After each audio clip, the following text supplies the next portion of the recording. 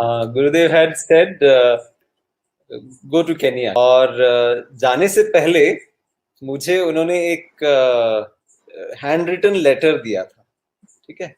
तो किसी का तो था केन्या में जिन्होंने लिखा था कि we would like to do the course. We are a group of people here in Kisi, in Sengera.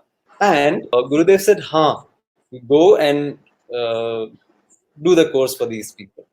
I reached Nairobi. I did a lot of programs, and I was there for 3 months.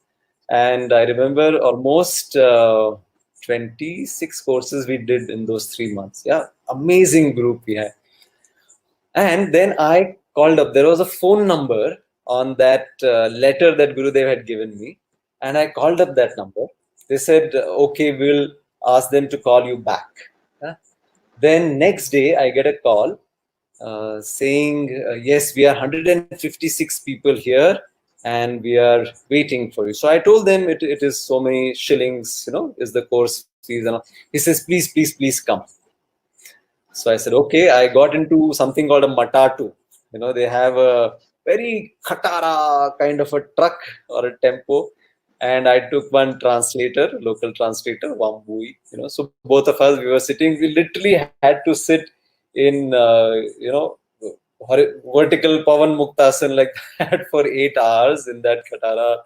And then we reached the place. It was called Sengera in the district called Kisi. And I realized that the house that they were putting me in, that was the only house made of bricks. Everything else was thatched roofs and stuff. And there were 156 people who had registered Art of Living Self-Help Sengera group. Why? Because otherwise, if they do some other program from outside, then the local authorities will say this is devil's workshop, satanic practices, something, and they would stop it. So they had formed a group for 3 years. Since 96, they had read a book of Gurudev's called Way of Grace. I don't know how many of you have seen that. It's a beautiful book full of pictures and people's experiences and stories of grace and stuff like that.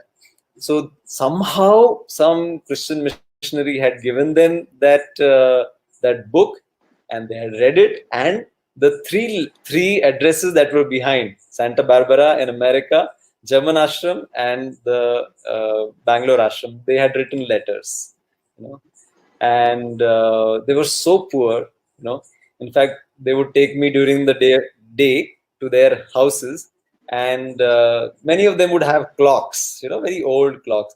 None of them works because they can't afford a battery, So they were timeless, really.